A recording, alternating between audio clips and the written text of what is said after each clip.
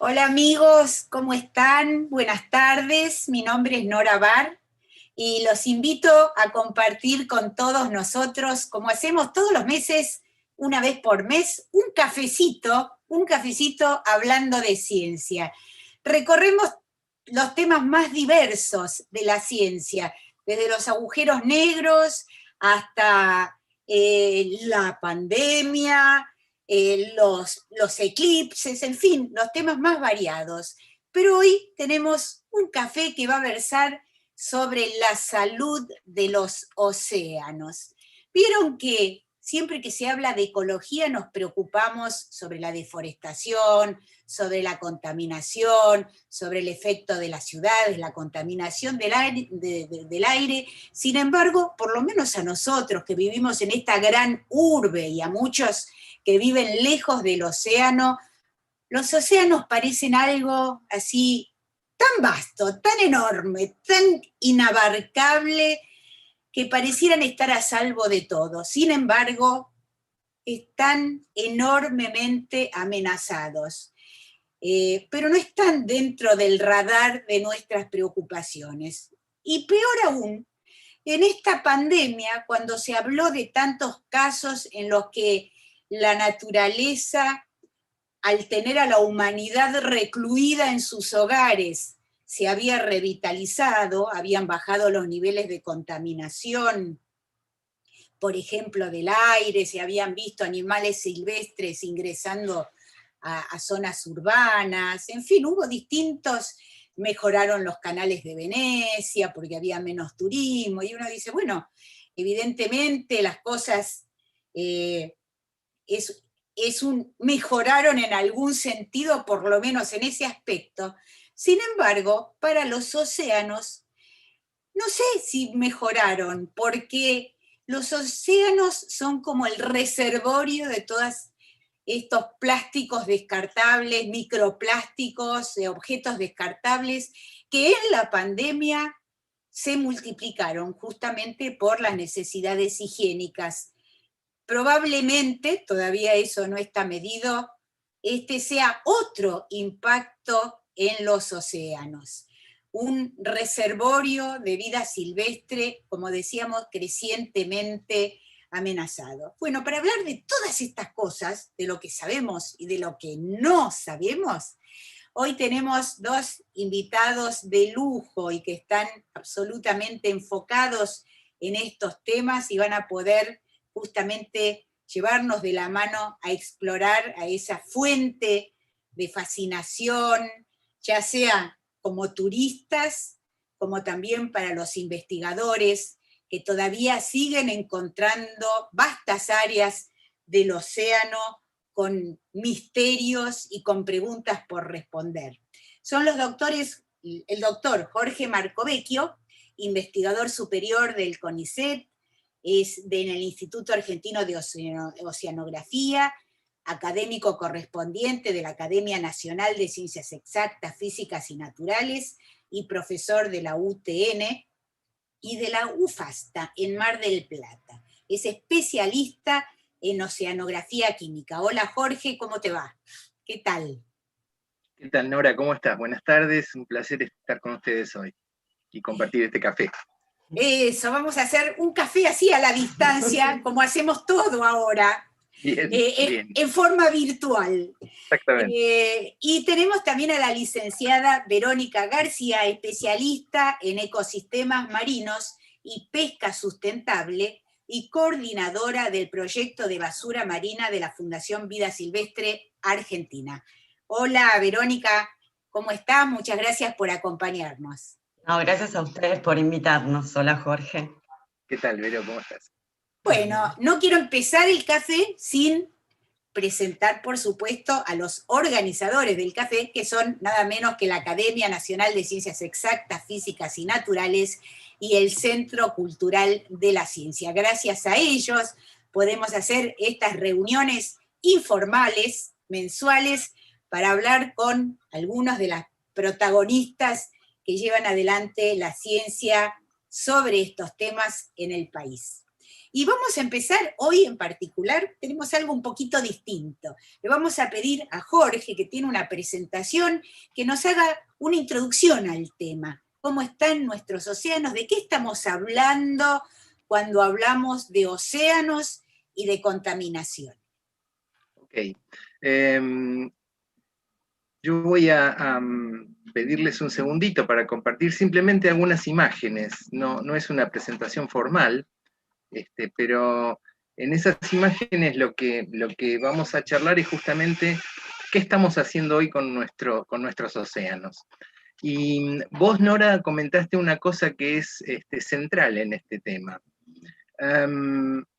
A veces nos preocupamos mucho, y hacemos muy bien en preocuparnos, por el estado de nuestros bosques, por los problemas de deforestación, por los problemas de la contaminación alrededor de las ciudades, la sobreexplotación de los recursos, y un montón de problemas más que realmente nos están complicando la vida. Pero un punto importante del cual podemos partir es que si en nuestro planeta hay vida tal como la conocemos, es porque hay océanos. Si no hubiera océanos, no podría haber este tipo de vida, porque los océanos son ni más ni menos que agua. Esto es lo que diferencia a nuestro planeta de otros. Es lo que hace que sea posible, es lo que hace que estemos regulando el clima alrededor del planeta, que estemos redistribuyendo nutrientes, que tengamos recursos distribuibles a todo el planeta. Por lo tanto, la importancia que tiene el océano en el funcionamiento del planeta es central, absolutamente central. Hay una expresión, por otro lado, hay un tema importante que vos también mencionaste, que es lo inabarcable que es el sistema. Los océanos tienen un tamaño tan grande que más de una vez se ha pensado que era imposible afectarlos. ¿Qué inconveniente tenemos en tirar un poco más de basura si total el océano es infinito? Y los océanos son muy grandes, pero no son infinitos. Y además, el otro tema importante es que realmente lo que conocemos de los océanos es mucho de su capa superior, de su capa superficial, digamos sus primeros 200, 500, 1000 metros de profundidad, y mucho menos de lo que es el océano profundo. Hay algunas expresiones que se han usado en muchas publicaciones y que son útiles para este caso. Por ejemplo, hay investigadores que han dicho, hay zonas profundas del océano que han recibido menos visitas que la Luna. Y esto es verdad, estrictamente verdad. Más allá que obviamente es complicadísimo hacer una campaña para tomar muestras a 9.000, 10.000 o 11.000 metros de profundidad. Pero la realidad es que eso también es parte del océano. Estas imágenes que yo les estoy mostrando son algunas imágenes reales que tenemos en la situación y muestran, entre otras cosas, cómo se descubrió el problema de los plásticos en el océano, que fue absolutamente accidental. Hacia mediados de los 70s, satélites militares de Estados Unidos empezaron a encontrar una señal en mitad del Pacífico y pensaron que era flotas de otros países, que eran pruebas nucleares, que eran cualquier cosa que los pusiera en riesgo. Y veían una zona muy grande, que es esta mancha gris que ustedes ven en la imagen superior de la derecha. Cuando fueron a ver qué ocurría, en los radares se veía como se ve en la imagen izquierda, inferior izquierda. Por lo tanto, cuando fueron a ver qué encontraban en ese lugar, encontraron la imagen que tienen abajo a la derecha. Encontraron un mar de plásticos, de basura plástica en ese lugar, que además no solo se limitaba a la superficie, sino que también, digamos, ocupaba una cantidad importante de la columna de agua. ¿Qué había en esta cantidad de basura? Bueno, había todo lo que descartamos usualmente, había envases plásticos, había redes, había restos de neumáticos, había todo lo que nos podemos imaginar y que muchas veces vemos en nuestras costas. Justamente uno de los temas que tenemos que tener presente es que el océano es una estructura en movimiento permanente. Por lo tanto, lo que hoy tiramos en la costa de Mar del Plata, no sabemos dónde va a estar mañana. Mañana va a estar desplazada por el océano y va a llegar a cualquier otro lugar. Si empezamos a observar con un poco más de detalle, esto llevó a estudios importantes y se empezó a observar que estas distribuciones de plásticos estaban en todos los océanos, ¿no? El Pacífico es el que tenía las concentraciones más grandes, pero también estaban en el Índico, también estaban alrededor de Australia, también estaban en el Atlántico, por lo tanto el problema era absolutamente global. Y otra cosa que se empezó a descubrir en el momento de iniciar los estudios fue que esto estaba afectando a los organismos. Digamos, la fauna también estaba afectada por estos plásticos que estaban en el sistema. Vos en un momento mencionaste el tema de microplásticos. Esto fue una cosa que se desconocía en una primera instancia. En principio se pensó, bueno, en realidad lo único que hay son esa basura que está en ese lugar, lo que habrá que hacer es ir, levantarla y se terminó el problema. El tema era que ir y levantarla no era tan sencillo, estamos hablando de superficies de cientos de kilómetros cuadrados llenos de basura plástica, pero por otro lado, con la acción mecánica del océano, ¿no? Y con la acción química del océano, y en muchos casos también por acción de los organismos marinos, esos plásticos empezaban a degradarse y empiezan a formar fragmentos mucho más chiquitos, que son justamente los que llamamos microplásticos. Acá el problema se multiplica. ¿Por qué? Porque esas fracciones pequeñas son fácilmente ingeribles por los organismos. Y ahí ya empezábamos a pasar a otra situación, que es, además de generar el efecto externo fácilmente visible, ahora también podían estos compuestos ingresar a los organismos. Escenas como estas que les estoy mostrando se dan en todo el mundo, no son de un lugar en particular. Digamos, animales que quedan enmallados en redes abandonadas, esas redes abandonadas concentran basura, animales que confunden bolsas con alimento, etcétera, etcétera. Son problemas, lamentablemente son problemas cotidianos hoy en prácticamente todos nuestros océanos. Y por otro lado, insisto, además de la imagen visible y del problema evidente externo para los animales, está el problema de la incorporación de estos compuestos al reducir su tamaño como parte del alimento. Y acá sí empieza una segunda fase más compleja. ¿Por qué? Porque dentro de los tractos alimenticios, estos plásticos, pueden empezar a liberar tanto los compuestos que los integran, como compuestos que se pegan sobre la superficie del plástico, y que pueden ser desde sustancias inertes, como materia orgánica, por ejemplo, hasta sustancias peligrosas como contaminantes. Digamos, estos plásticos serían portadores de sustancias como hidrocarburos, plaguicidas, y otros compuestos altamente tóxicos. Lamentablemente, una de las cosas que debemos decir es que en este momento no hay ningún océano que esté al margen de esto.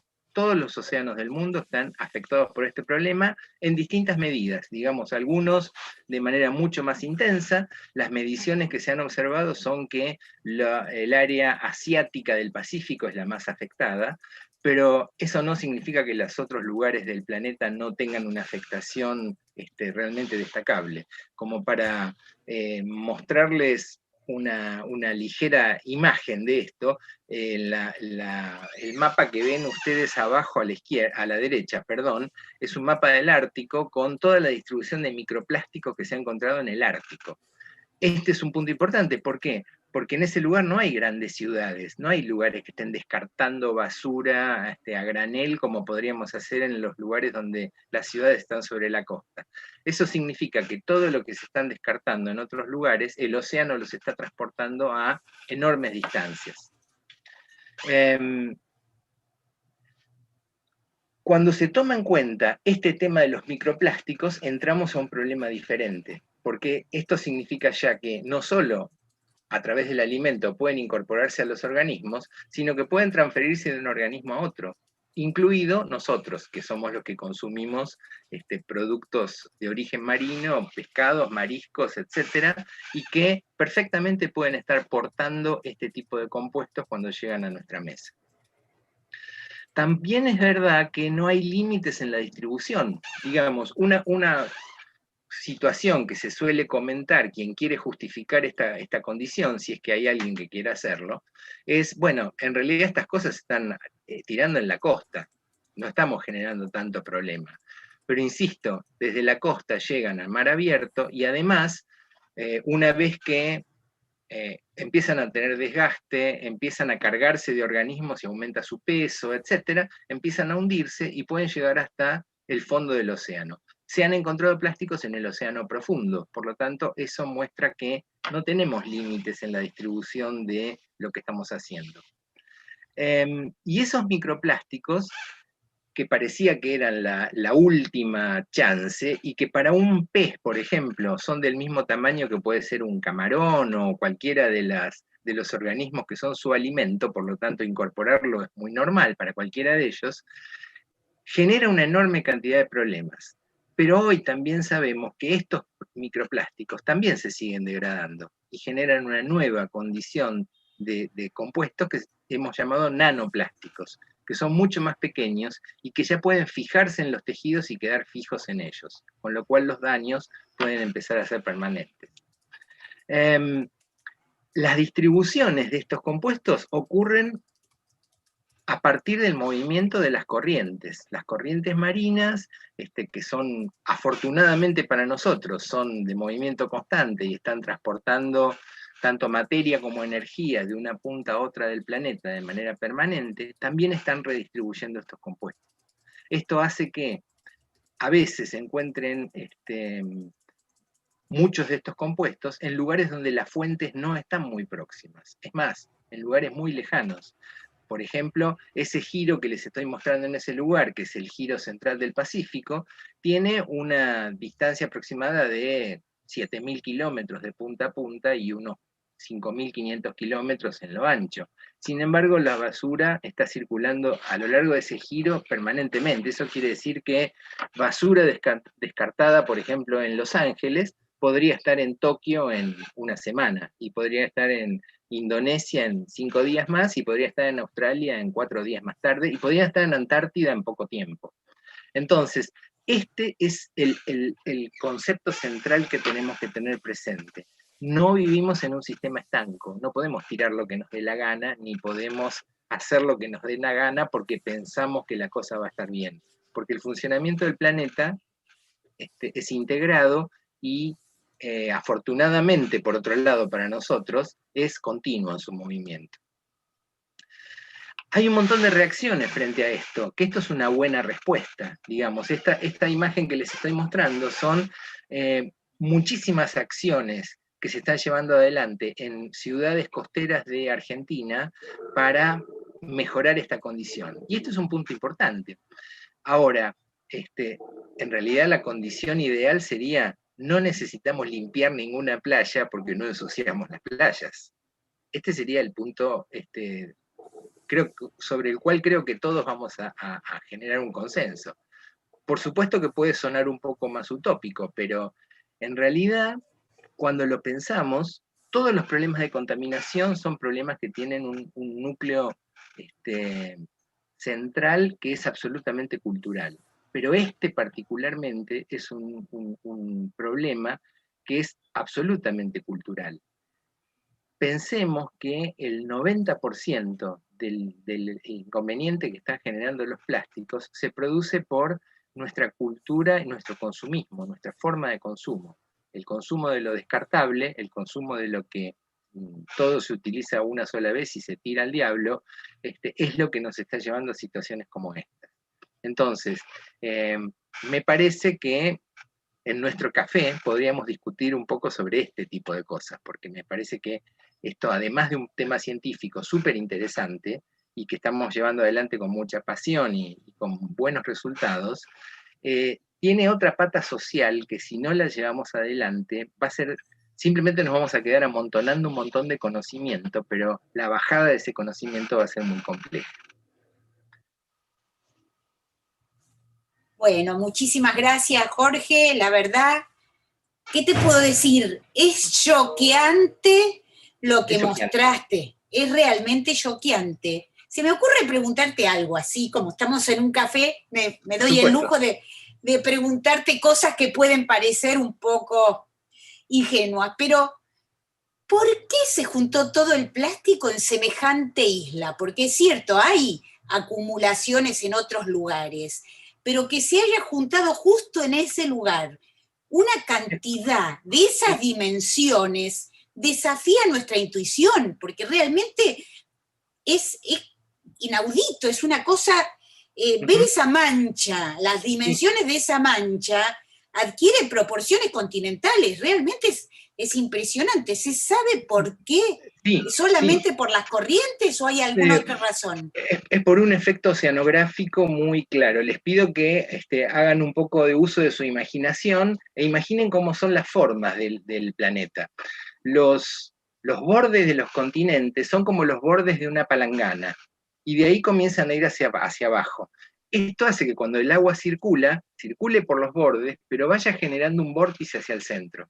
Va generando una concentración hacia el centro.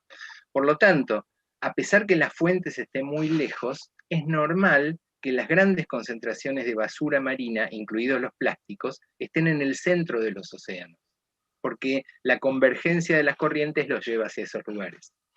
Claro. Por ejemplo, vos mencionaste que están en todos los mares. Sí. ¿También en la Antártida? También en la Antártida. En Antártida ya se han publicado trabajos sobre la presencia de microplásticos, básicamente. En Antártida es bastante riguroso el tema del control de la basura, de cómo se maneja la basura en las bases y en las embarcaciones, pero uno de los problemas más graves que se ha visto en Antártida, por ejemplo, es el arrastre de redes de pesca abandonadas. Muchas veces cuando una red de pesca se le rompe a un barco, les da mucho más trabajo levantarla que reemplazarla por una nueva. Entonces la red que se rompió queda en el mar y se pone una nueva y se pesca con una nueva. Pero la que quedó queda desplegada y las aguas la transportan y termina en un primer momento va a quedar más o menos fija porque los propios contrapesos que tiene la red la sostienen, pero cuando esas cuerdas se van cortando, se van rompiendo, la red se desplaza y las llaman muchas veces redes fantasmas. Están por ahí navegando por los mares, enmayando cualquier organismo que ande por el lugar, hasta que queda retenida en una roca, en una saliente, o llega a la costa. Pero en el camino se va degradando y va generando microplásticos. Entonces, estos pueden llegar hasta la Antártida, pueden llegar hasta el Ártico, pueden llegar hasta cualquier sistema. ¿Y cuánto hace que porque nosotros venimos viendo artículos y, bueno, reportes periodísticos sobre esta isla enorme del Pacífico, incluso ya se está trabajando en ver cómo se puede retirar, hay distintos sistemas pensados y todo para ir retirando los plásticos que están en esa isla, pero ¿cuándo apareció? Bueno, porque debe ser plástico de hace muchos años también, por supuesto, ¿no? Por supuesto. Esta isla se descubrió accidentalmente en la segunda mitad de los 70s. A partir de ahí se empezó a ver, para ser sinceros, en el primer momento cuando fueron y vieron que era basura, no le dieron bolilla, la dejaron ahí y dijeron, bueno, no, nos preocupaba que fuera un submarino nuclear, pero es basura, así que dejémoslo en ese lugar. Y ahí quedó. La preocupación importante empieza a ocurrir cuando muchos grupos, muchas organizaciones no gubernamentales y muchos grupos científicos empiezan a denunciar las muertes accidentales de organismos enmallados en redes o de organismos que quedan atragantados con estos plásticos. Entonces, eso empieza a producir una movilización. Y en realidad el estudio científico un poco más profundo comienza hacia fines de los 80, principios de los 90. Y en estos últimos 30 años ha habido un desarrollo realmente grande del tema, y todo lo que sabemos hoy se ha desarrollado en estos últimos 30 años. Por otro lado, tener presente que la explosión del uso de los plásticos fue a partir de la mitad del siglo XX, por lo tanto tampoco es, digamos, tan anterior. Claro. En los 50 empezamos a usar los plásticos intensamente y en los 70 ya teníamos contaminado el océano, esa es la realidad. Ahora, Verónica, bueno, vos tenés mucha experiencia con pesca. Recién Jorge decía las redes, ¿no es cierto? Que a veces se rompen, que debe ser algo no tan inusual cuando un barco hace pesca industrial, ¿no? Y quedan ahí boyando hasta que se enganchan en algún lado. Y uno piensa, lo primero que piensa es, bueno, ¿qué le va a hacer una red, no? Cada tanto, pero hay un cálculo de cuántos barcos existen en el mundo haciendo pesca industrial. Sabemos que hay un cálculo para los que pescan cerca o adentro de la plataforma argentina, ¿no? Pero para hacernos una idea de lo que esto significa, porque calculo, yo no sé, que las redes, todos los barcos en algún momento se les rompe la red y tienen que reemplazarla, ¿no? Claro, bueno, hay distintas, lo que se llaman artes de pesca, ¿no? Pero creo que la última estimación eran unos 4.600.000 barcos pesqueros en el mundo, o sea, es mucho. Y lo que ocurre, bueno, es que es muy común que las redes se rompan. Acá no tenemos estas redes de enmalle que se colocan en el mar, que son redes de kilómetros y kilómetros, y son las que luego son abandonadas y generan toda esta pesca fantasma, pero sí tenemos, digamos, este reemplazo de redes que ocurre por la propia maniobra de pesca. Algunos de los capitanes, algunas de las tripulaciones retienen esa red, pero otros lo tiran directamente al mar. Y, digamos, el descarte de residuos pesqueros o la fuente pesquera o marina de residuos, más o menos explica el 20% de la cantidad de residuos que encontramos en el mar. El 80% se supone que viene del continente, de las ciudades, pero igualmente es un tema muy importante. Y no es solamente las redes, también encontramos cabos, boyas, encontramos algunos implementos que utilizan los marineros, guantes o botas. Hay muchos cajones de pescado que se suelen acumular en distintas playas que reciben esos residuos por los movimientos de los mares que hablaba Jorge. Entonces vamos a ver en Patagonia una cantidad enorme de cajones de pescado, y es un tema que nosotros estamos siguiendo con otras ONGs también de esta parte costera, porque es súper importante la fuente pesquera o marina de los residuos marinos. O sea que la pesca, digamos, sería responsable de alrededor de un 20% de la contaminación por plástico. El resto son objetos de plástico que nosotros todos dejamos, bueno, los que no nos preocupamos por estas cosas, dejamos en la playa y las arrastra la marea, o pueden llegar también por otros medios, por ejemplo, a través de ríos. ¿Y son solo plásticos o hay también, y digamos, el problema sería equivalente con respecto a sustancias de uso industrial que pueden drenar a través de las napas o a través de los ríos? Bueno, nosotros lo que encontramos en los censos que hacemos censos en la costa de la provincia de Buenos Aires desde el 2016 con otras organizaciones costeras, y lo que encontramos es que el 80%, más del 80%, son residuos plásticos, y nosotros contamos todo lo que no sea orgánico. Hay una menor proporción de papel y cartón, vidrios y metales, pero más del 80% son plásticos. Y estos plásticos son de origen pesquero, como ya te digo, son redes, cabos o implementos que usan las tripulaciones, pero también son de origen urbano. Y no es solamente lo que un turista o un visitante puede arrojar en la playa, porque hemos encontrado filtros de aceite de autos, tapas de lavarropas, hemos encontrado cotonetes, los palitos de los cotonetes es impresionante, o paquetes de fideos, eso nadie va a ir a la playa a hacer eso. Entonces lo que sí sabemos es que hay distintos mecanismos para que estos residuos se trasladen. Uno es el viento, y eso es muy importante en el sur, en la Patagonia, pero otro también es el agua.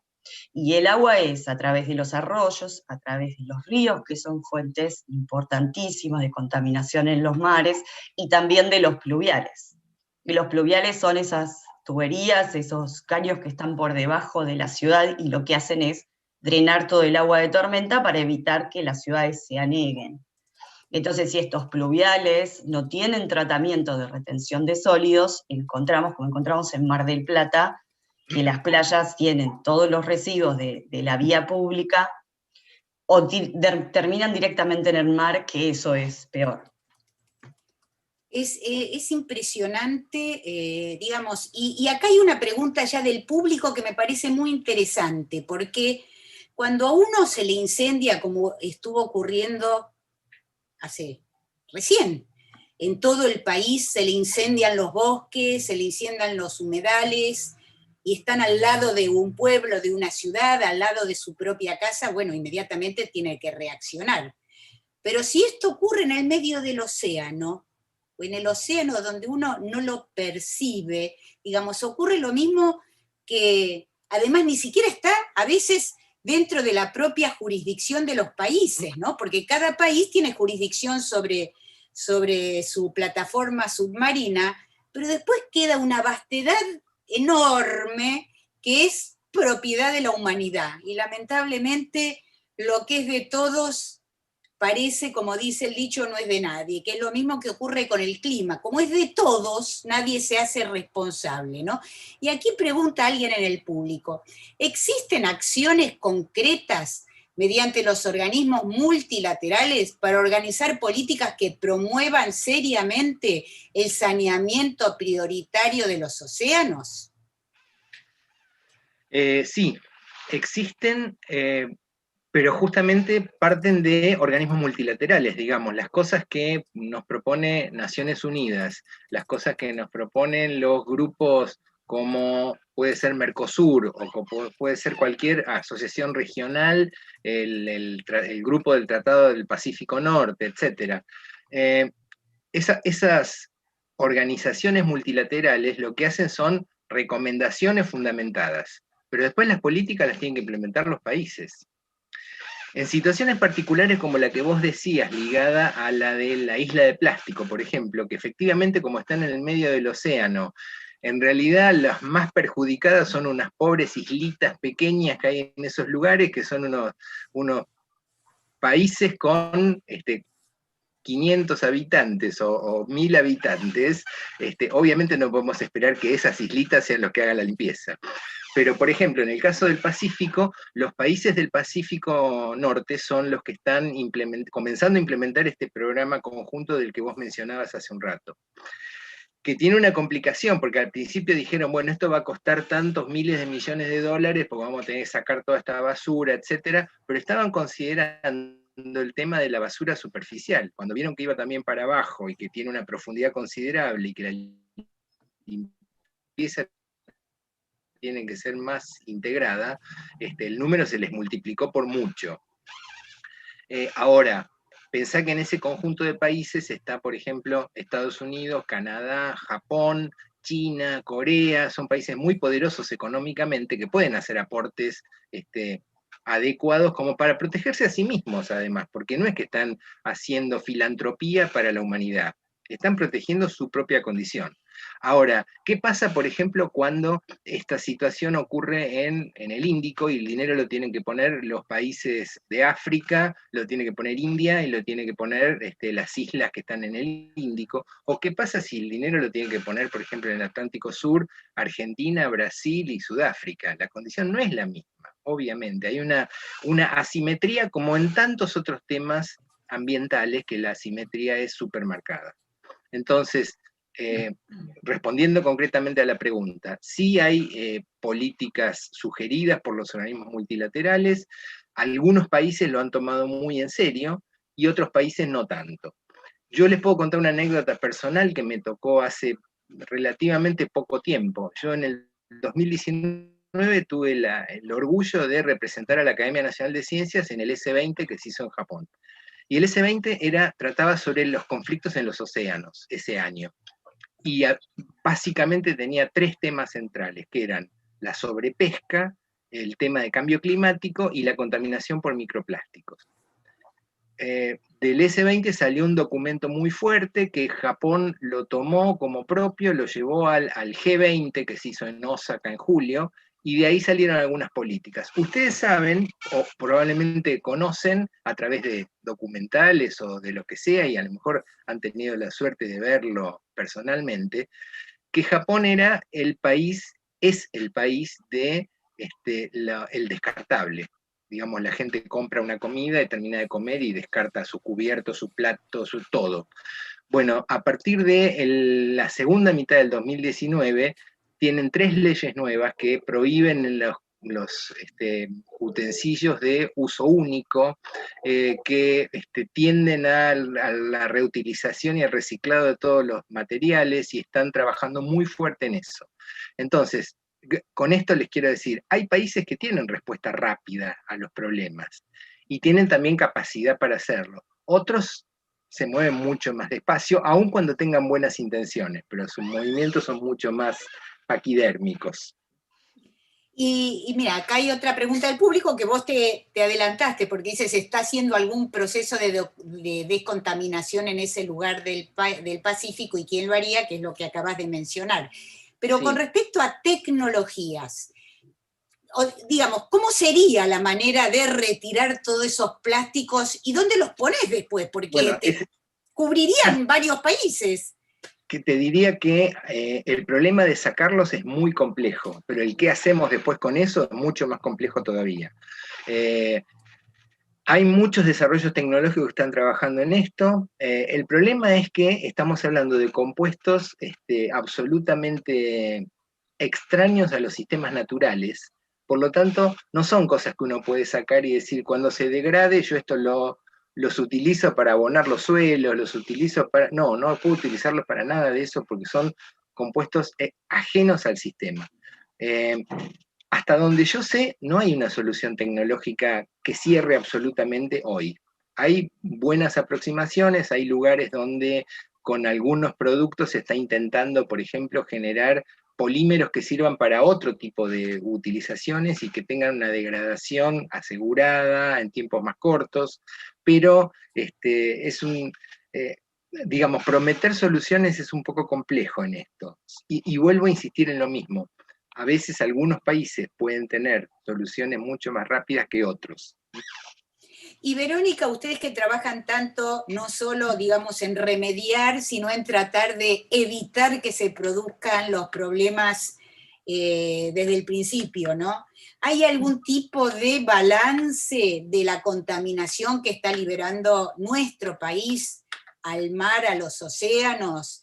¿Qué se puede hacer? ¿Hay algún tipo de regulación que ya haya intentado avanzar para evitar este problema? Lo que hay es, digamos, hicieron un ranking en la revista Science sobre los 194 países costeros del mundo. Hicieron un ranking teniendo en cuenta la producción de plásticos, cómo manejaban esos plásticos, la gestión de residuos, justamente, y entonces los ordenaron. Y nosotros estamos en la posición número 28. Primero está China, ¿De los buenos o de los malos? No, podemos decir que estamos arriba en la tabla. Número 20 está Estados Unidos, pero bueno, nosotros estamos en la posición número 28. Ahora, en Fundación lo que hicimos fue fijarnos quiénes eran los que estaban abajo en la tabla para aprender. Entonces, más o menos los que eran parecidos a nosotros en cuanto a ecosistemas o en ese sentido era Canadá y Australia. Entonces, le preguntamos a los australianos, averiguamos a ver qué era lo que hacían, y ellos ya tenían, por ejemplo, desde los 70, un sistema de tratamiento de los pluviales, de las aguas de tormenta. Desde los 70 ya tienen un departamento exclusivo para eso y tienen un portfolio de medidas, dispositivos para tratar de retener estos sólidos que pasan desde humedales hasta estructuras más complejas.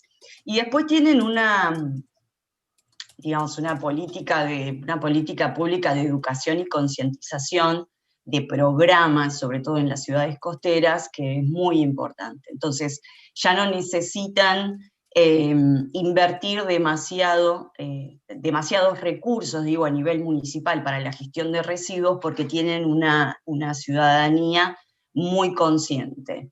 Entonces, esto ha ayudado bastante.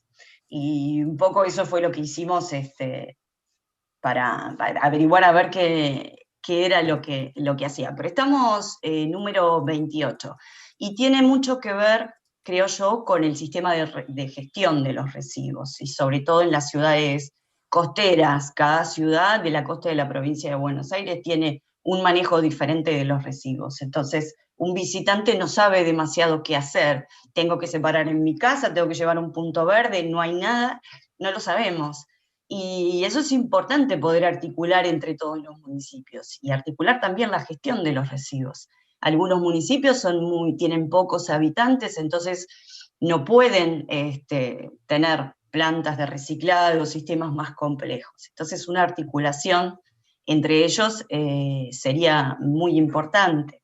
Y después tenemos legislaciones y proyectos de ley que se tienen que tratar. Ahora están tratando el de la ley de microplásticos, de prohibición de ¿sí? microperlas, claro, en productos de higiene y cosmética, digamos, se adicionan a estos productos para aumentar el volumen, para tener un efecto exfoliativo, sobre todo en los dentífricos, habrás visto en los jabones, en las cremas para exfoliar. Entonces lo que hicimos fue impulsar que se prohíba la venta y la fabricación de estos productos. Es poquito, es muy poquito, digamos, pero tiene bastante consenso y esperemos que se apruebe. Y después tenés leyes importantísimas que deben ser tratadas, como la ley de envases, de responsabilidad extendida al productor. Digo, alguien se tiene que hacer cargo de la externalidad de colocar un producto, digamos, y de tenerlo protegido y de envasarlo, pero ese envase, ese embalaje, se tira enseguida. Entonces, nosotros entre la Argentina en producción de plástico está muy similar al promedio mundial. Y más o menos fabricamos en plástico el equivalente al peso de los argentinos por año, ¿no? Es 1.600.000 toneladas más o menos, kilos o toneladas, nunca, los órdenes de magnitud es complicada. Entonces, el 45% de eso va para envases y embalajes. Un envase, una botella de gaseosa de 2 litros puede pesar 73 gramos como mucho. Entonces imagínate la magnitud de la cantidad de plástico que es. Realmente impresionante, sí. Si me permitís, Nora, en lo que dice Vero hay un dato que es crítico. Vos fíjate que el 80% de los plásticos que llegan a los océanos son de origen terrestre, son de origen continental. Entonces, esto es lo que muestra claramente que el problema es un problema cultural, es un problema ligado a nuestro estilo de consumo. Ustedes son mucho más jóvenes que yo, pero cuando yo era chico, las gaseosas y los jugos y todas las cosas venían en botella de vidrio. Y cuando mi mamá me mandaba a hacer los mandados, yo iba con una bolsa de tela a hacer los mandados. Y nadie me daba bolsita de nylon. Y la verdad no creo tener ningún trauma por eso. Entonces, realmente el tema es acostumbrarnos. Ya afortunadamente hay mucha gente que hoy va a hacer una compra y cuando le quieren dar la bolsita dice, no me hace falta, me lo llevo así, tengo mi bolsa, tengo lo que sea. Pero es un tema, fíjate el dato que decía Vero, que lo que ven en la costa básicamente son objetos que estamos descartando en primer uso, son cotonetes, son vasitos de plástico, son sorbetes, son botellas de gaseosas o de jugos o de lo que sea. Esta situación a la que nos hemos acostumbrado a que los chicos vayan a un lugar a comer una hamburguesa porque se la dan envuelta en 4 cajitas que además tienen 2 juguetitos de plástico que a los 5 minutos los tiraron al suelo y quedaron en cualquier lugar. Pero todo eso, que es mucho más grande que la hamburguesa y el pancito que van a comer, termina todo, finalmente va a terminar en el mar. Y no le demos mucha vuelta a eso. Es horroroso, si uno lo piensa realmente es horroroso, ¿no? Porque es cierto lo que vos decís, antes se hacía con una naturalidad total, pero permitime ser pesimista. Veo muy difícil que volvamos atrás en esa... O sea, sí, hay una parte de la población que concurre con su bolsita y trata de hacer las compras, pero yo veo que no se reduce el uso de plásticos. Y de hecho, uno va a cualquier supermercado y en las góndolas todas las botellas son descartables. Y aunque uno quisiera comprar botellas de lamentablemente leche, entonces, evidentemente no basta la voluntad del ciudadano individual. Debería haber regulaciones del Estado, porque así no se reduce poquito, incluso aunque No. uno lleve su bolsa, es poquito lo que se baja, me parece a mí, no sé ustedes qué piensan. Bueno, la curva, porque la producción de plástico, desde el primero, que fue la baquelita, eso que es ese plástico negro de los teléfonos, o que fue inventado por Veklen, y era muy bueno porque aislaba el calor y la electricidad. Entonces fue el gran invento. Pero después, la industria del plástico, bueno, lo fue transformando, y luego con la Segunda Guerra Mundial, con la creación de los paracaídas, y luego con indumentaria y todo eso, bueno, fue creciendo. Pero después, en estos últimos años, vino toda esta industria de los elementos o los materiales, claro, de un solo uso. Pero, si bien el crecimiento fue exponencial, en las últimas décadas fue lineal, y en este último tiempo en particular está siendo un poco más amesitado, pero un poquitito. Y los científicos dicen que puede llegar a tener que ver con todas estas medidas que se están tomando y algún tipo de cambio de comportamiento que puede llegar a tener el usuario. Lo que sabemos es que esta es la década de oro del consumidor. El consumidor más que nunca tiene la posibilidad de elegir lo que quiere, sobre todo que dispone de compras online. Entonces, la demanda de los consumidores a productos que tengan cada vez menos empaques y embalajes, o que directamente no lo tengan en los productos desnudos, va a ser muy importante para todo esto. Y también todos los nuevos materiales que puedan llegar a ser, que puedan ser creados reemplazando esto. Pero ya no podemos admitir, como dicen siempre, que si vos querés usar una tijera nueva, tenés que tener otra tijera que te corte el blister para poder sacar esa tijera. O sea, todo está recubierto, todo está empaquetado, porque es liviano, porque es fácil de transportar y porque es muy barato.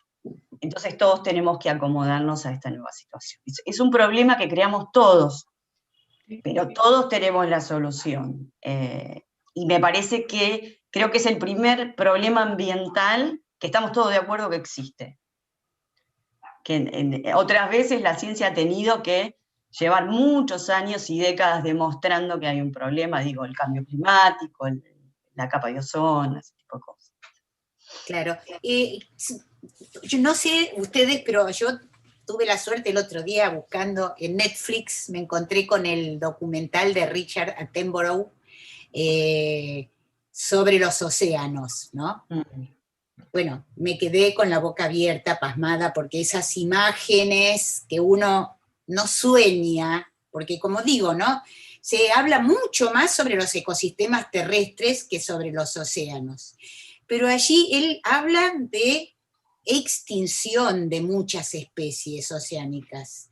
Es cierto, los plásticos pueden contribuir, así como uno habla sobre el oso panda que está en extinción, el otro, el oso polar, el ciervo de las pampas, y todo se nos apretuja el corazón, pero no tenemos la misma empatía, tal vez, ¿no? Salvo las ballenas, con los habitantes del océano. ¿Hay una evaluación sobre el impacto en la vida de los océanos que pueden tener esta contaminación con plástico? Sí, hay evaluaciones, no solo por el tema de la contaminación por plástico, que sí también las hay, pero lo que se sabe es que la presión que hay sobre las poblaciones de organismos marinos en este momento en el planeta es devastadora.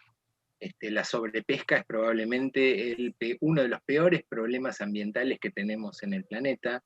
Es no solo por la cantidad de peces que se sacan, de peces y otros organismos que se sacan, sin ningún tipo de manejo que pueda llevar a la renovación de las poblaciones, sino además por los desastres que se hacen, sea de manera lateral, por ejemplo, con una pesca de arrastre en la cual se busca sacar una especie de peces y se destroza todo el fondo de un ambiente, esto es una cosa bastante habitual, o con pescas monstruosas como son, por ejemplo, las matanzas de tiburones que se hacen simplemente para sacarle las aletas y vender las aletas y nada más, y en el documental de Attenborough se ve, Nora, cuando a los pobres animales se los sube al barco, les cortan las aletas y los tiran vivos, sin aletas, al mar.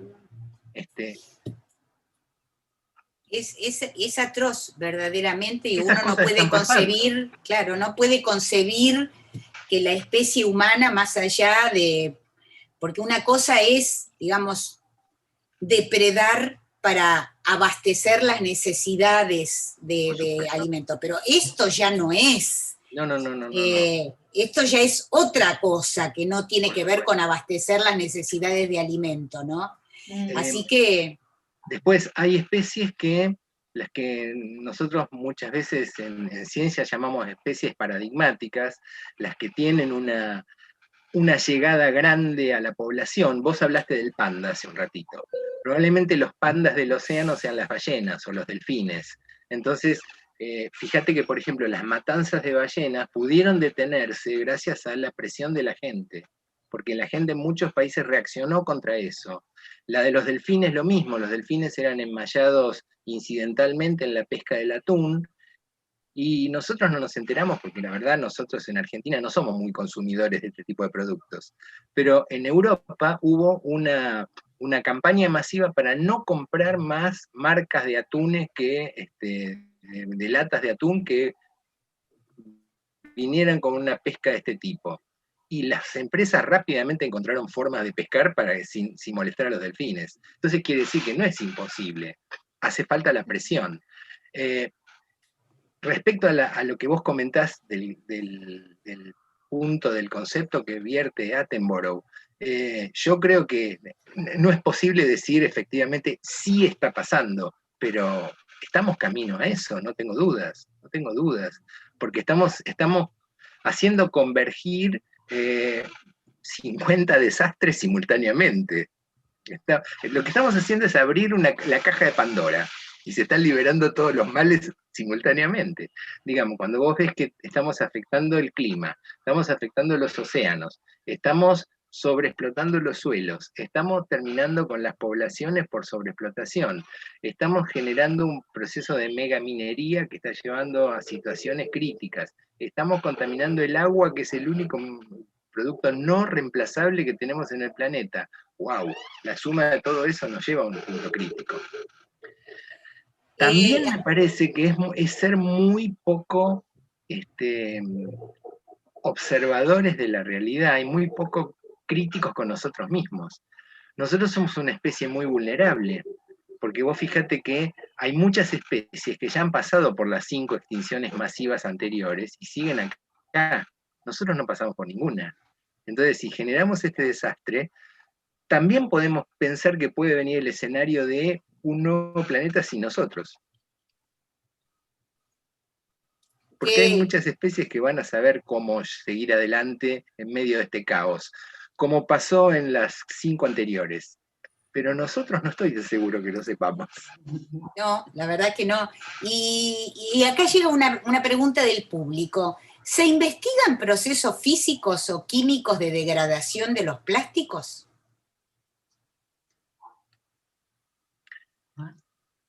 Sí, digamos, a ver si entiendo la pregunta. Hay procesos físicos y químicos en el ambiente que degradan los plásticos. Eso es lo que hace que los macroplásticos se transformen en microplásticos y posteriormente en nanoplásticos. Si se refiere a la aplicación de procesos físicos y químicos para la eliminación del problema... Creo que es en ese sentido, ¿no? Claro, sobre eso están basadas la mayoría de las tecnologías en las que se están trabajando. El problema es que los residuos que se generan finalmente siguen siendo componentes de plástico. Entonces, ese es el punto sin resolver hasta hoy. Claro, y después habían encontrado bacterias que podían degradar el plástico, que pero cuando uno ve esos estudios, digamos, se tarda, y en condiciones de laboratorio súper controladas, no me acuerdo si eran 6 semanas, en poder degradar es apenas unos milímetros cuadrados digamos, de plástico. O sea que, si bien están empezando a ver ese tipo de descubrimientos a escala global, y también las externalidades que puede llegar a tener la aplicación de todo eso, ¿no? Lo mismo estas aspiradoras enormes que se ponen en los océanos flotando para absorber los plásticos o los microplásticos. Bueno, ahí hay, digamos, distintos animales que viven naturalmente en la columna de agua. Bueno, hay que ver qué pasa si se emplea ese tipo de tecnología. Pero hay algo muy interesante, y es que se había hecho un estudio en esto de lo que es tecnología versus cambio de comportamiento, y hay algunas personas que están más proclives a realizar cambios de comportamiento, creen que puede llegar a ser una de las soluciones, y otras que apuestan a la tecnología. Y esto tiene como un desvío por género. Pareciera que los hombres están más de acuerdo con el uso de tecnologías más allá de lo que salga eso, y las mujeres más en el cambio de comportamiento. Entonces también acaban las políticas públicas de concientización teniendo en cuenta, ¿no?, los diferentes públicos target.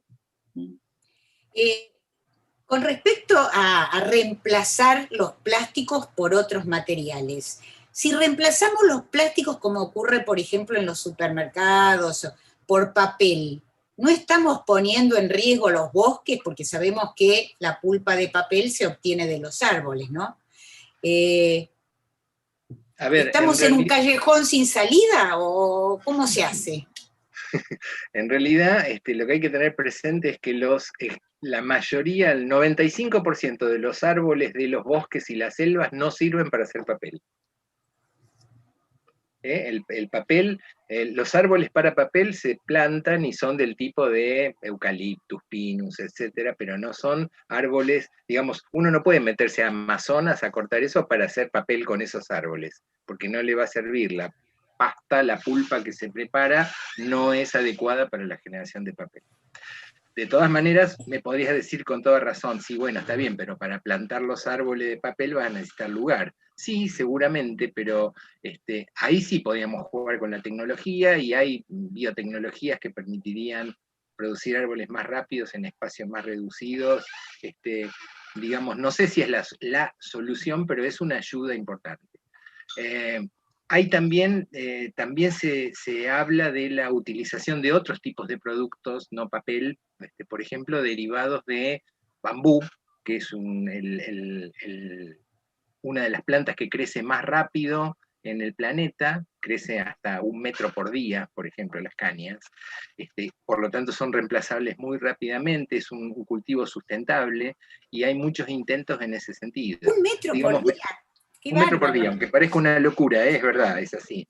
Entonces, son alternativas, hay unas cuantas, pero me parece que hay 2 puntos que son críticos. El primero es políticas públicas que lleven a esas cosas, la que sea. Digamos, vos hace un ratito decías, yo no puedo comprar leche en una botella porque no viene. ¿Por qué no viene? No viene porque, digamos, alguien que tenga capacidad de tomar decisiones, debería o favorecer económicamente eso, para que el industrial diga, me conviene ponerla en vidrio porque, no sé, porque pago menos, porque tengo tal franquicia, por lo que sea, o decirle, usted tiene que hacerlo, punto, no tiene plan B, tiene que hacerlo. Entonces, pero eso hay que hacerlo. Entonces, las políticas públicas son un primer punto central. Y lo que dijo Vero en un momento, el tema de la concientización a través de educación y a través de estas herramientas maravillosas que hay, que son los medios de comunicación, la televisión, las redes sociales, etcétera. Ahí tenemos que presionar para que la difusión sea real. Hay mucha gente, yo me animo a decirte que la mayoría de la gente no es consciente de lo que hace. Cuando compra el vaso de gaseosa y termina de tomarlo y no encuentra un lugar donde tirarlo y lo tira al suelo, no sabe que eso termina finalmente en el mar. ni sabe que ese vaso de gaseosa de plástico lo usó esa vez, no se va a usar nunca más y ya es un producto de contaminación, digamos, un producto que va a generar contaminación. Entonces, es ilusorio pensar que se van a poder, hablando sobre tecnología, cambio de conductas, yendo a la tecnología, es ilusorio pensar que se pueden desarrollar plásticos rápidamente biodegradables, hasta como hoy para no, que no generen este problema. A ver, yo creo que nadie puede decirte que es ilusorio, porque si a nosotros nos preguntaban hace, no te voy a decir una barbaridad, hace 20 años, y podíamos estar dando podíamos estar compartiendo un café como hoy por esta vía, hubiéramos dicho, no, eso es para viaje a las estrellas, no existe, y sin embargo hoy es una cosa habitual. Entonces, yo no creo que sea imposible. Hasta hoy no se ha logrado. Los trabajos que se han hecho con bioplásticos no se muestran muy exitosos, son un poquitito menos, pero sigue siendo lo mismo. Entonces, hasta hoy no, pero la tecnología está avanzando a un ritmo y a una velocidad increíble. Entonces yo no me animo a decir que no. Es posible que sí. Y es posible también que a lo mejor alguien diga, bueno, hemos encontrado la solución, no usamos más plástico o encontramos tal cosa. Esa tal cosa hasta hoy tampoco está. Y Verónica, seguro que ustedes lo deben tener, ese número, para asustarnos aún más. ¿Cuánto dura un vasito de plástico o una bolsita de plástica de estas descartables cuando uno las deja en la naturaleza y en este caso en el océano? ¿Cuánto tiempo pueden tardar hasta que desaparecen? Bueno, hay como estimaciones, pero en realidad no pudimos vivir para contarlo. O sea, porque digamos, si esto empieza a partir de los 50, sí estamos encontrando envases de hace 40 años, por ejemplo, pero se dice que tarda de decenas a cientos de años, y tampoco se identifica bien qué es lo que queda de eso, ¿no? Por esto de los microplásticos. Pero son decenas a centenas de años. Es muy probable que si yo consumí algo, un yogur de chiquita, todavía pueda llegar a estar en el ambiente, ¿no? Y si se va degradando por estos procesos naturales del clima o de los océanos, ahí ya queda como microplástico y ahí es muchísimo más difícil sacarlo, ¿no? Lo paradójico de todas estas cosas es que, por ejemplo, estoy pensando, hay una marca de yogur, vos mencionaste el yogur recién, hay una marca de yogur que viene en botellita de vidrio, pero no te piden la botellita de vidrio que la vuelvas a llevar para comprar el siguiente yogur. Entonces, por ejemplo, yo en mi casa, ahora hace un tiempito que no como tanto yogur, pero en una época que me había aficionado a estos yogures, compraba los yogures y como no quería tirarlos en ningún lado, los empecé a apilar. Tengo cajones llenos de yogures, de botellitas de yogures, y claro, uno no sabe qué hacer con eso. ¿Dónde los pone? ¿Dónde? Porque no es que te los piden o que los podés volver a llevar para comprar el siguiente yogur. O sea, es tan irracional todo que lo único que uno hace es incrementar e incrementar e incrementar la basura, ¿no? Es realmente una cosa desesperante. Yo debo contar que sí. Fíjate que eso se soluciona con una cosa tan sencilla como la reutilización. Digamos, es lo que vos decís, si vos para comprar el yogur tenés que llevar el vasito vacío, vos llegás, entregás tu vasito, te llevas el nuevo, y ese vasito vuelve al circuito. Será claro. nuevamente esterilizado, lo que sea, y rellenado, y alguien va a ir a comprarlo después. Y no llega todo eso a los predios de disposición final de residuos, en el mejor de los casos, o a los basurales en muchos casos. En este año, antes de la pandemia, justamente cuando volvía de ahí, me tocó quedarme ya aislada en mi casa por la cuarentena que se dispuso para los viajeros, pero estaba viniendo justamente de Estocolmo. Y me quedé pasmada y sin palabras cuando me mostraron lo que ellos llaman un barrio ecológico de Estocolmo, que de todas maneras en toda la ciudad son muy cuidadosos con con la gestión de residuos y con todo lo que tiene que ver con la ecología. Pero en este barrio en particular, como era un barrio nuevo, habían instalado un sistema que la gente que vivía ahí tenía que separar en 7 tipos la basura. Iba hasta un lugar en su cuadra y había como unos tubos muy gruesos, redondos, como digo, 7 tubos en los cuales tenían que poner cada tipo de basura y por un sistema totalmente automatizado era enviado en forma neumática hacia la disposición final, donde también máquinas robóticas lo reciclaban. Uno no pide eso, ¿no? Bueno, se da cuenta que estaría un poco fuera de nuestro alcance, pero ¿por qué no hay campañas, por lo menos para evitar, salvo estas iniciativas esporádicas que uno ve, como vos mostraste en algunas playas, pero que tampoco son continuas? No es que todos los años y todo el año se hacen. ¿Por qué no se hacen campañas, primero de educación pública, para que todos sepamos? Porque como vos decís, Jorge, muchos tal vez no sepan este daño que están haciendo cuando tiran una bolsita de fideos. Piensan que es algo finito, que queda ahí, bueno, en fin, o un vasito de café descartable. Para que todos tomemos conciencia del daño que estamos haciendo, y creo que cualquier publicitario podría diseñar y hacerlo como una parte de su responsabilidad empresaria, diseñar una buena campaña de información pública acerca de estos temas, ¿no? ¿Y qué hace falta para que se unan realmente las ONG que tienen algo que ver con el tema? Porque sabemos que, bueno, los problemas son muchos y las organizaciones no gubernamentales están abocadas a tapar muchos incendios en tantos, vos los mencionaste, todos los problemas que se presentan al mismo tiempo. ¿Qué hace falta para avanzar un poco sobre esto que realmente se va a transformar en un problema inmanejable? Porque va a seguir creciendo y cuando lo queramos atender, creo que no nos va a dar los recursos, ni el tiempo, ni la tecnología para poder resolverlo, ¿no? Bueno, en ese sentido tenemos, en el caso de las ONG, la única forma que tenemos de generar algún tipo de impacto es unirnos. Y las alianzas son muy comunes entre nosotros.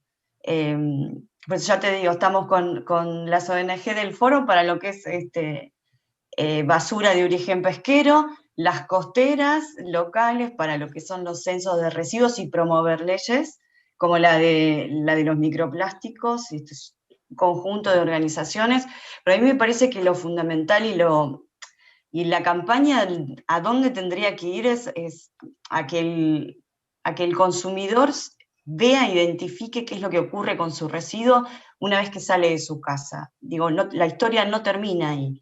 Para lo que nosotros es un residuo, es una basura, para otros es materia prima, es fuente de trabajo. Entonces nosotros necesitamos que esos residuos formen parte del sistema productivo, porque así vamos a evitar extraer más petróleo para generar más plástico, etc. Eso es trabajo para muchas familias, para muchos empleados de plantas, pero a su vez socios de cooperativas.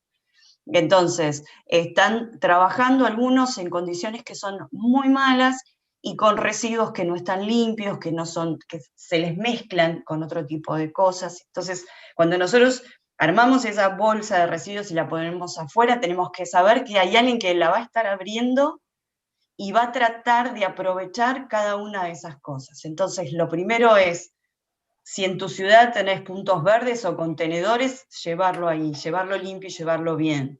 Si tenés separación en tu casa... Ese tema, perdón que interrumpa, es muy importante, porque uno dice, bueno, perfecto, todo lo que es plástico reciclable o que se puede utilizar lo pongo acá, y uno lo deja a lo mejor con restos de yogur, con restos, no. Para que se pueda reciclar y se pueda realmente volver a la producción, hay que dejar los objetos limpios, ¿no es cierto? Claro, limpios, porque eso facilita. Y fíjate que vos hablabas de 7 bolsas distintas. Yo viví muchos años en Canadá y teníamos 5. Acá, por ejemplo, tenemos 2 solamente, es en el caso de Mar del Plata y en muchas ciudades. Lo único que nos piden es secos y húmedos. Ni siquiera tenemos que tener tantas, pero tenemos que hacerlo y tenemos que hacerlo bien. Porque ya digo, esto es fuente de trabajo y es una de las formas. Pero además lo que ocurre cuando vos tenés que tomarte esa molestia de limpiar los residuos y ponerlos en bolsas diferentes, a la hora de comprar vas a pensar poco más qué es lo que vas a comprar. ¿Tiene sentido comprar envases que son muy chiquititos? ¿Tiene sentido las compras que estamos haciendo? Entonces también el primer punto debería ser, para una campaña, reducir el número de residuos que nosotros generamos, a través de comprar con menos packaging, pero además también reusando lo que estamos comprando, como decía Jorge. Entonces, esos son dos pilares fundamentales. Y además, por supuesto, colocar los residuos donde corresponde, no tener esa cultura de retirar todo. Algo que nosotros encontramos mucho en los censos de residuos son las colillas de cigarrillos, que eso también es una cuestión muy cultural. Nosotros encontramos siempre los mismos ítems, son colillas de cigarrillo, fragmentos de plásticos que en cualquier momento se transforman en microplásticos, botellas de plástico, bolsas de polietileno, envoltorios, ya sea de papel laminado como de nylon, y las arandelas de las botellas y las tapitas. Y después todo eso lo vamos a encontrar en los estómagos de las tortugas, de la franciscana, la gaviota cangrejera, las aves marinas, o sea, hay una relación, por supuesto, entre la basura que nosotros generamos y lo que están incorporando el ecosistema. No es, por ejemplo, las colillas de cigarrillos es algo que creo que ni siquiera lo tenemos en el radar, ¿viste? Al fumador, encima que se envenena, pero bueno, además de eso de tirar la colilla, y sin embargo, lo mismo pasa en las ciudades, son una fuente de contaminación enorme, porque claro, una persona a lo mejor fuma 10 cigarrillos por día, pero pensemos todas las personas que lo hacen, ¿no? Entonces, eso se acumula y termina formando un volumen impresionante que impacta en el medio ambiente. Bueno, no sé, vos, Jorge, si querés agregar algo, algún consejo práctico o alguna palabra final. Más que consejo, me parece que coincido 100% en lo que dijo Vero recién, y me parece que uno de los problemas críticos es que no hemos sido capaces todavía de instalar este problema como un problema de todos. Digamos, no hemos podido poner en la cabeza de la gente que esto es un problema de todos. Si vos hablás, por ejemplo, de plaguicidas, la mayoría de la gente sabe que es un problema. Y rápidamente, ¿por qué? Porque ha habido campañas que lo han establecido así. Este tema no está planteado de esa manera. Yo me animaría a lo que dijo recién Vero de los microplásticos que pueden entrar en los estómagos de las tortugas, de las franciscanas y de las gaviotas cangrejeras. También es posible que esos microplásticos después se hagan nanoplásticos y que además de entrar a los estómagos de los salmones, de las merluzas y de los lenguados, pasen al músculo como nanoplásticos y nosotros nos comamos eso. Entonces, ese tipo de situaciones tenemos que tenerlas previstas, pero debemos decírselas a la gente con claridad. Si conseguimos que este problema sea un problema de todos, la chance de solucionarlo va a ser mucho mayor. Si lo manejamos entre poquitos es más difícil. Lo último que te puedo contar, nosotros en el ambiente científico hemos conseguido con este tema una cosa que es bastante poco común en Argentina, y tenemos una red nacional de científicos trabajando juntos. Vero es uno de los nodos de esa red, con investigadores que están en Ushuaia, en Comodoro, en Puerto Madryn, San Antonio, Bahía Blanca, toda la provincia de Buenos Aires, Córdoba, Santa Fe. Tenemos más de 50 investigadores de CONICET, más investigadores de universidades, de organizaciones no gubernamentales. Estamos trabajando a full con este tema, y eso nos tiene súper orgullosos. Entonces, me parece que este tipo de cosas son las que tenemos que hacer. Trabajar juntos, si no, no va a haber chance. Bueno, realmente un café maravilloso, porque aprendimos muchísimo, además los conocimos a ustedes, que son un lujo, y creo que, por lo menos yo particularmente, me llevo una conclusión, que no tenemos que pensar que lo que le hacemos a la naturaleza, nosotros vamos a estar a salvo de eso. Lo que le hacemos a la naturaleza nos lo estamos haciendo a nosotros mismos. Nosotros somos parte, así que tarde o temprano eso que echamos al mar va a volver de alguna manera y nos va a dañar a nosotros también. Así que deberíamos empezar más rápido que tarde a pensar en eso, a preocuparnos, además de porque merece, digamos, merece toda nuestra admiración, nuestro respeto, el mundo natural, pero bueno, además, por esta razón práctica, no pensemos que estamos salvando a los delfines, nos estamos salvando, ¿no? A nosotros mismos. Así que bueno, les agradecemos muchísimo estos minutos que nos concedieron, y por supuesto estamos siempre a disposición de mi parte como periodista, para tratar de agregar y de apuntar nuestro granito de arena a la solución de estos problemas que son enormes, aunque como justamente ustedes decían, están un poco fuera del radar de todos nosotros. A veces hay temas que se ponen de moda y entonces, ¿no?, todos nos preocupamos, y otros que quedan por alguna razón un poco más escondidos y sin embargo son igualmente importantes o incluso más importantes. Así que bueno, muchísimas gracias a ambos, muchas gracias a todos los amigos que estuvieron del otro lado de la pantalla, acompañándonos en este café así virtual, revisando de forma desacartonada temas que involucran tanto la ciencia como aspectos sociales, por supuesto. Nunca está separado una cosa de la otra, ¿no? Apuestos problemas sociales, culturales, políticos, económicos, está todo en la misma trama del problema.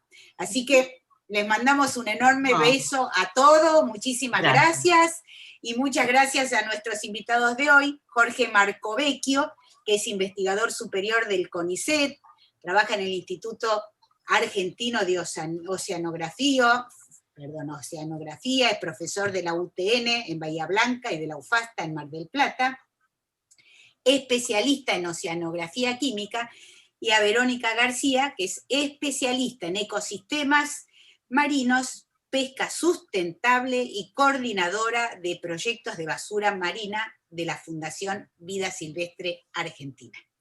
Muchísimas gracias de nuevo y bueno, hasta el próximo café. Gracias. Gracias, hasta luego. Hasta luego.